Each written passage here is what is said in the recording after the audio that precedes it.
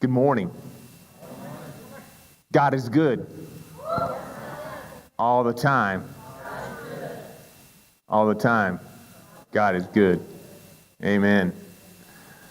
Well, I want to thank you for having me today, but I'll tell you, it was March 4th of 2011.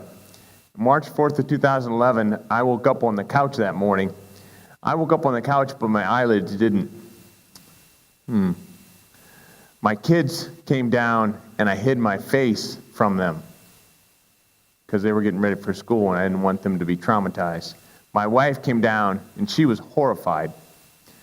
Well, later that morning, I was whisked away to the emergency room at Riverside Methodist Hospital, and that's where they showed me this MRI of my brain, and in my brain, there was this little dot.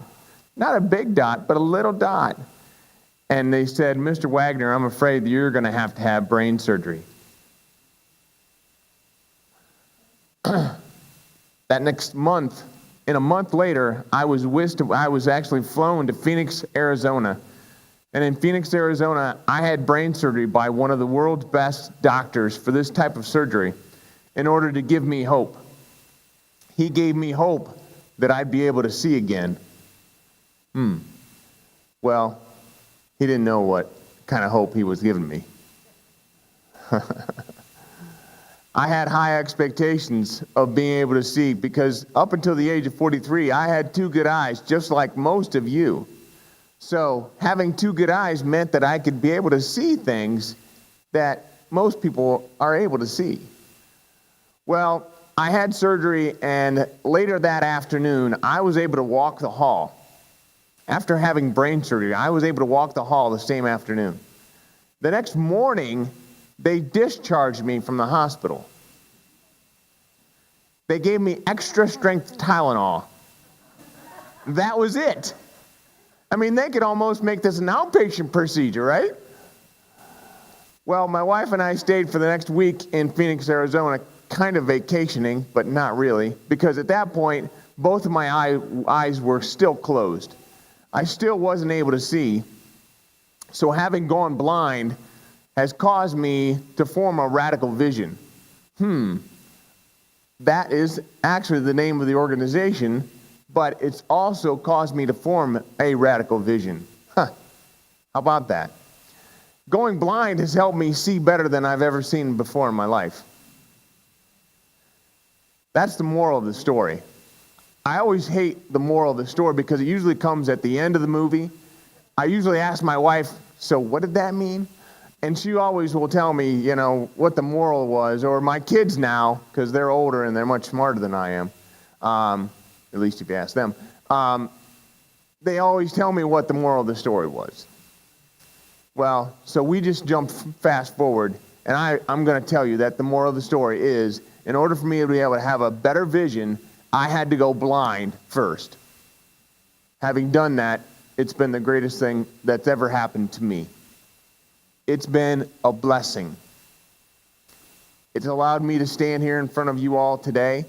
It allowed me to be able to stand here in front of you, 3.5 years ago for that Thanksgiving dinner. Seems like a long time ago, but it really wasn't. It really wasn't. It seems like yesterday. Well, I've always wondered about all this and how it's all happened. And I've prayed to God. I prayed to God for three specific things, and I think there's somebody in the crowd that can attest to me praying these things. So I prayed for these three specific things, and he answered them. Answered all three. And then I had a prayer. I prayed that God would speak to me, because I always hear these people saying, "God spoke to me." And I'm like, really? I'm kind of a pessimist. And I'm kind of one of those people. Maybe you're not that way, but I'm like, I really didn't believe it. So I prayed that God would speak to me. Well, just a few months ago, I had a speech that I gave out at the Ohio School for the Blind. Now, I went to the Ohio School for the Blind because somebody else set the meeting up for me. I didn't want to go there. because I didn't think that I had anything in common with all these blind people. Well, guess what? I am kind of blind, or I'm partially blind. Going from where I was at 43 to now, you would definitely say that I'm partially blind. Well, I went there, and I was having a conversation. I actually went through my story. There was probably 30 kids there on a Thursday morning, and then I did the same thing on a Friday morning. Well, Thursday morning, I had this conversation, and it was all well and good. Had some great conversations. Friday morning came around, and my wife, Connie, came with me. Some of you know her. Connie is the one that's really helped me out. Like Pastor Rob's Dawn, she's the one that knows everything. I'm just saying. Well, as I was there on that Friday morning, I had this talk that I gave. I told him my story. And then one of the students in the crowd, she said, Mr. Wagner, because the principal that was there, she said, do you have any questions for Mr. Wagner? And one of the students raised her hand and she said, Mr. Wagner, I have a connection. I said, a connection? Because she'd asked for questions and she had a connection. I didn't understand connection question. Like, I thought that was kind of strange, but she's like, yeah, I have a connection. I said, well, what is that? She said, well, Mr. Wagner, I have a brain tumor as well. I said, oh, really? I said, So sometimes it causes her to be able to see better than other times. And I said, well, that's interesting, and it must be very hard to deal with. She said, yes, and I also have a shunt, and the shunt sometimes moves when I'm around magnets and stuff like that. I said, a shunt?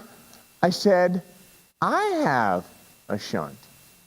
And right then, there was this connection between this young lady and myself. She almost came out of her chair because there was that magnetism between the two of us, much like that magnet that she referred to. How about that? Well, after we finished the discussion, the principal came up to me and she said, Mr. Wagner, you have no idea what you've just done. I said, what do you mean? She said, well, this girl, Sarah, she never had any idea that she would be able to do anything with her life beyond where she is today. She's blind, and she's 15 years old. You showed her a 49-year-old man with a beautiful wife, 3 great kids. You can drive, by the way. That makes you a rock star. In their eyes, isn't that something? Right then, I knew that God just spoke to me that day. Bang. That was my prayer. That was my prayer being answered. Phenomenal. Absolutely phenomenal. That's me. That's a little bit of my story. Then I'll tell you this other short little story in regards to, when I found out about all this, it was March 4th. But on March 3rd, there are times that I really wish I had March 3rd back. March 3rd seems like a good day to me, but I was actually in a training session in Cleveland, Ohio that day. I'd arrived at the location a little bit late, so I ended up parking all the way towards the top of this parking garage. And those parking garages, they wind and wind and wind. Well, I went to the training session, got through it, and noticed the PowerPoint presentation getting a little blurry towards the end. As I noticed that getting blurry, I just thought, well, I must just be tired. After the session was over, made my way to the car, and I started going down this long garage. As I went down and down and down, things were very, very difficult for me to be able to see the cars in front of me. They all seemed to be right on my bumper because my 2-dimensional vision, 3-dimensional vision, is really gone. But I didn't realize that at the time. Well, there was many people that were encouraging me as I went down. It seems as though I wasn't going fast enough for some of them. It seems as though I was maybe a little too close to others. But as I got down to the bottom, I got to this toll booth in order to pay for my parking. Well, I paid for my parking, but first, I actually clipped one of my mirrors. You know, I have those disposable mirrors on your car. Well, they're probably not really called disposable, but mine kind of are. I've gone through 3 sets of those mirrors, but that's just because the dimensional thing. Well, as I got out of the parking garage, my GPS came back on. I'm like, yes, I can get back home now. But I had no idea where I was going. Have you ever done that, where you got out on the street and you're like, oh, darn it, I don't know where I'm going. I need to know which way to turn when I get up to this street. Well, what I did when I got to that next stoplight, I hit my GPS button and I hit home. I hit home. It told me how to get back to 71, but it told me a lot more than that. That story has been speaking to me for an awfully long time, because I think we can all relate to that. I think we all can relate to the fact that sometimes we just need to hit home, right? Well, at home, there are a lot of people that have helped me. You know, it takes a village to do all this, that I'm actually able to stand here. I was in IT sales for 16 years, much like a lot of my friends. Some of them are even here today. And I really wanted to get back to being in IT sales because that's what I love to do. Well, my wife, Connie, who you met, she was able to help me to get over some of those blind spots that I had. Blind spots? Well, they were blind spots because I didn't think that I could do that. She helped me do that because for 8 months, I couldn't drive. I had 2 eyes that were closed. So in order for me to be able to get out to my customer locations, because I traveled all across Central Ohio, in order for me to be able to get out, she actually took me to all of my meetings. She took me and she sat in the parking lot until I got out. Amazing. She helped me through those blind spots. She's phenomenal. I wish that she was here today. She had to speak and actually read at church, so it kind of runs in the family. Well, she helped me with all that, but there's another person in my family that's helped me a lot as well, and that's my daughter. My daughter had heart surgery when she was 4 months old. She was born with 3 heart defects, all of which were correctable except for one. She has a scar on her back this length of a football. She has been one of those people that has really helped me with my self-limiting beliefs. Self-limiting beliefs. Those are those little things, those little voices that you hear in your head that are holding you back. Well, Jess, my daughter, she did that back in, it was just a few months after my surgery. She wrote me a letter. If you don't mind, I'd like to read it to you. It was for Father's Day of 2011. Dear Dad, Happy Dad's Day. I hope you have a great day because you definitely deserve it. All the cards and TV commercials always say, my dad's the best. But they're all lying. You're the best ever. Sure, other people's dads are great. They're younger than you. They're sportier than you. And they're funnier than you. But you've got something that they don't have. Bravery. Even after everything you're going through, you still get out of bed in the morning. You still put a smile on lots of people's faces, especially mine. You inspire me. You teach me. If you just believe, Believe that everything turns out okay in the end. Believe that sometimes the only thing you can do, she's 13 at this time. Believe that the only thing you can do is to hope beyond hope. Then maybe, just maybe, you'll make it out alive. Not always unscathed, but alive. And giving me that hope, that sense of belief, well, I'd take that over a dad with 2 good eyes any day. Love, Jess. She helped me with my self-limiting beliefs. She helped me understand who I was and whose I was. Absolutely phenomenal. Amen.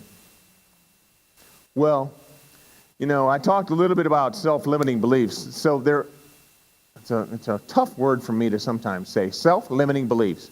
So I sometimes just call them SLBs. Well, SLBs are anything that you have inside your head or wherever that's telling you, and it's really holding you back. So I like to tell people about SLBs because they all have them. We all have them. And we need to make sure we identify them. So as you identify them, if they are you don't have enough, or you don't have the right degree, or you don't have enough experience, or whatever the case may be, you need to make sure you tell them that they're lies. Those are lies that are holding you back. So how can you possibly get rid of those SLBs?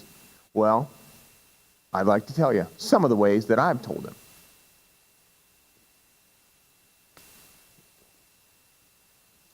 For my SLBs, it's come from the people that I surround myself with. I surround myself with people that stretch me. I surround myself with people that don't let me fail. Because sometimes the only time that you fail is when you stop trying. So if you don't stop trying, you're not going to fail. That's a big thing, to surround yourself with that village of people. Another way that you can tell those SLBs that they're lies is to feed yourself positive information. So how do you feed yourself positive information? Well, I think of how my life has changed over the last years, and I think of how I wake up in the morning. When I wake up in the morning, the first thing I do as I roll out of bed, I'll lay on the floor and I will do my stretches. My stretches last at least 15 minutes. It allows my back to feel better, my legs to feel better, my body to feel better, and my mind to feel better.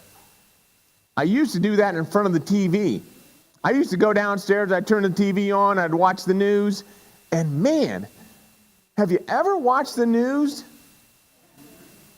It stinks. There's nothing positive on the news.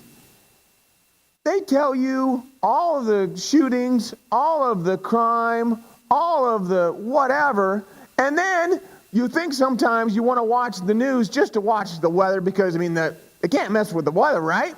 Oh, they tell you the weather. They tell you how bad it is and how bad it is for the farmers. My dad used to get so mad at them. Don't tell me how much rain I need. Don't tell me how things are going to go. Don't tell me what the price of corn is. I know it's going to be different than that. Well, my dad, oh man, he would go off on those. But we still watch the news when I was a kid. I don't watch nearly as much news anymore because it doesn't give me positive information. It gives me all the negative information. That's what sells, I guess. But there are other ways you can get positive information. So think about the radio that you're listening to. You can get positive radio. You can get positive information from your radio. You can get positive social media.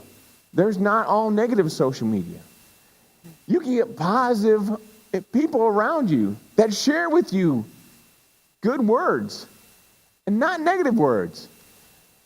That's been one of the most helpful ways for me to overcome my SLBs, those self-limiting beliefs.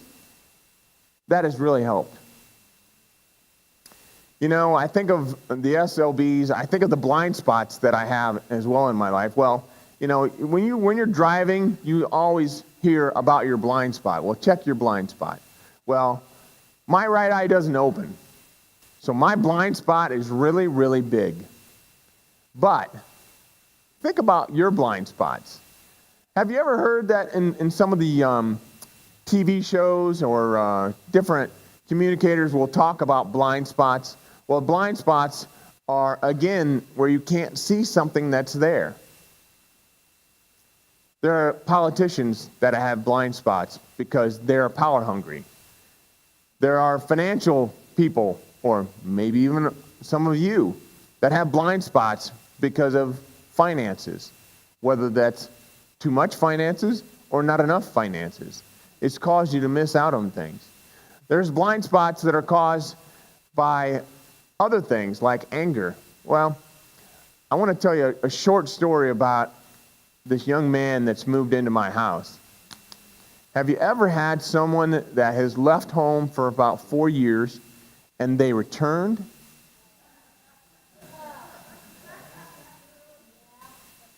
And you would think once they return, like what is it, Rob, Pastor Rob, the oldest or the youngest son returns home. You should, open arms and love him and hug him, all that stuff, and kill the fatted calf, right? I've done that, and then it's like things change, and they don't always appreciate the rules of the house. They don't always appreciate the fact that we go to bed at 10:30.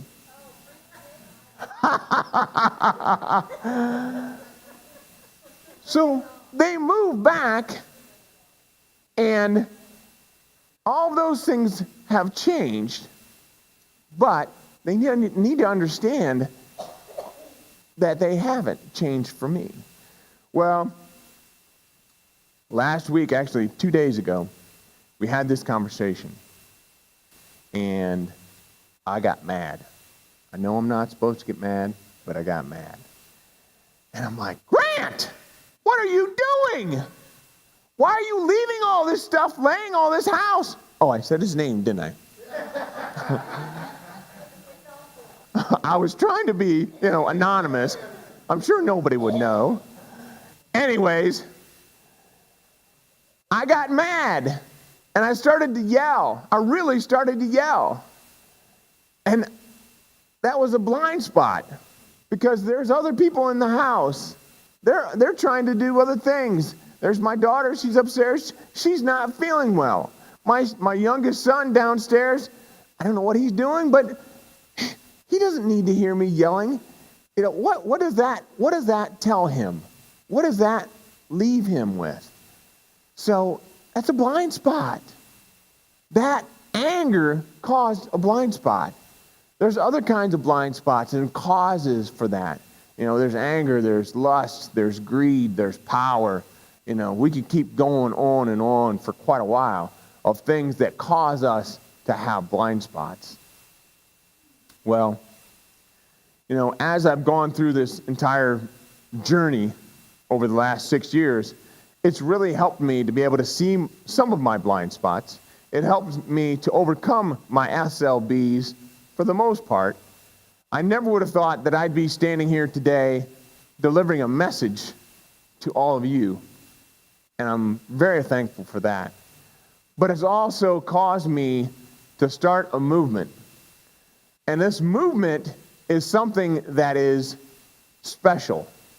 The movement is to be able to help people like you and other people as well to be able to embrace their own personal blindness. Embrace your own personal blindness. Does that mean anything to you? Yeah. So that means being able to identify your blind spots, being able to identify your SLBs, and really being able to live the life that God intended you to live. That is really what I think is more important than anything is to live the life that God intended you to live. There was someone that once said, I think his name was Mark Twain, or it could have been somebody else, but he said there's two great days in any person's life. The first great day is the day that they were born. The second great day is the day that they discover why. So, once you understand why, once you understand that you can be a part of this movement as well, I'm hopeful that you'll have that great day. I'm hopeful that things will change for all of you. I'm very, very thankful for all that you've given me. You know, you allowed me to come speak to you 3.5 years ago. You allowed me to come here today. I'm appreciative of that. And there's so many good things that I could leave you with. But I'm going to be here a little bit later out in, I believe, in the narthex, and we can have a conversation. You can sign up for my emails or whatever you want to do. As Pastor Rob said, I do have a book that's coming out here in the next few weeks. It actually is called Sometimes It Does Take a Brain Surgeon. And it won't be the best book you've ever read, because the best book is probably sitting on your chairs. It's probably sitting somewhere behind me. I have a blind spot, so I can't see it. But I'm here to tell you that it will be great. And I hope you are able to join me along in the journey, in the movement. I really appreciate, again, everything you've done. And I'll leave you with this, that there's a lot of people that I've met here today. You know, for example, Rob, Pastor Rob, forgive me. He goes by Rob. He could be also going by Robert or by Bob. Not sure. But I'm telling you, a lot of people can spell their names in multiple different ways. But it's so important to some people about how they spell their name, isn't it? You know, there's Brian. Typically, Brian goes by B-R-I-A-N, sometimes B-R-Y-A-N. But really, there's no mistaking how to spell my name. My name is Brian, and that's with one I. Thank you.